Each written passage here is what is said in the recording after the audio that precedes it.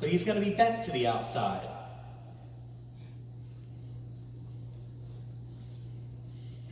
There, get after him a little bit more with that left hand and left leg. There, get after him a little bit more with the left hand and left leg. There's an echo down at this end of the arena. Good, and straight down the long side over here. And I want you to ride a leg yield on the rail. So that means nose to the rail, pushes hips in. That's it. Good. Good. Don't be afraid to give a few stronger half halts with that left hand also. Show me same thing over here with a little bit more angle. I want you to make him under. There you go. Good. Better reach with that left hind leg. Good. Walk him and praise him if you like the response you got. Because there was considerably, probably to the tune of 3 to 4 inches longer reaching. We were forcing him to reach that leg farther and a little, obviously, across his body also. But everything you were showing me on the circle to the right is that he just kind of drifts into your left aids. So you've got to correct that. Now we'll work it evenly on both sides. We'll do a little bit of leg yield the other way, but that one was for a specific cause. The other one is just to work the body equally. And several times in a row that he doesn't try to use his neck to heave himself up into the trot and go against your hands, then so be it. But be quick. Like if you don't love the transition, instantly sit back up and stay sitting back and walk. Do it again. Remember, you've got roughly a 3-second window to either reprimand, redo, or praise a horse. How was that? It was okay. So at that point, if it's okay, you have to make the decision. Do I need to redo it, or can I just keep going with my work? Because neither one is wrong. Good. Feel how he's drifting out there?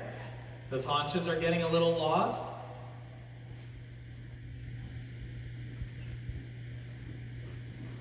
Good. So now ride the leg yield down this rail.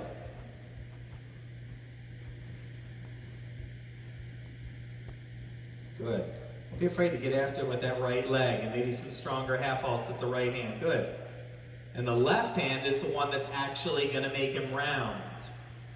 Right hand and leg are bending and pushing the hips in. The left hand is the one that's going to keep him round. Sit back, especially since you're so tiny, Nicole. You really have to keep that influence toward his haunch. There you go. You gotta let go of everything you ever did as a hunt rider. Good, one more time, this leg yield over here. Little tiny bit more angle.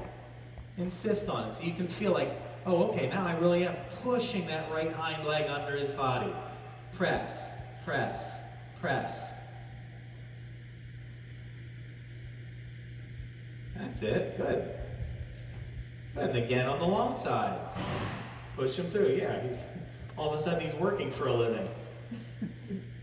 Looks like it's a little harder for me. That's it. Every time you press with the right leg, good. The left hand is there to split shoulders, but good. You most certainly have the idea and the concept there. Now, don't be afraid to escalate if you don't like the steadiness.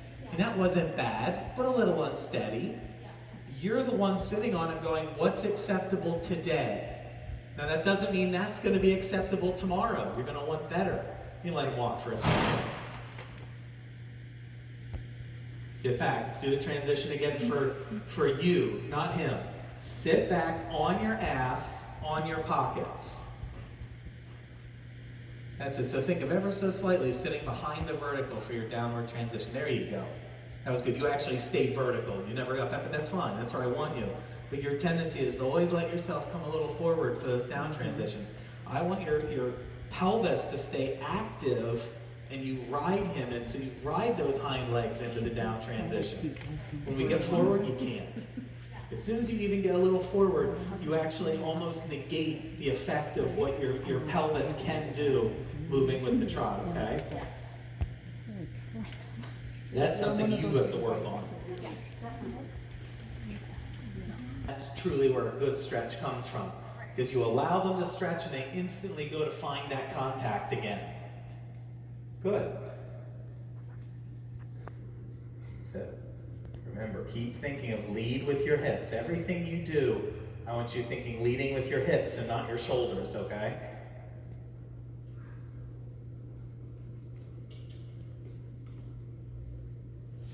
Good.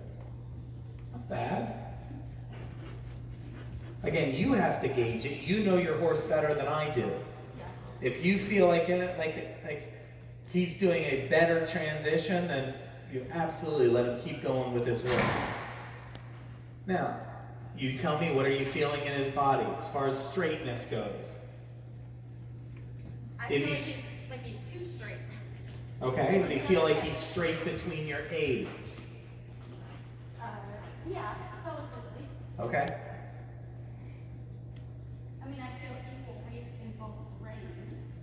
Does he feel like he's, now, because right there I see his front feet on a smaller circle than his haunches.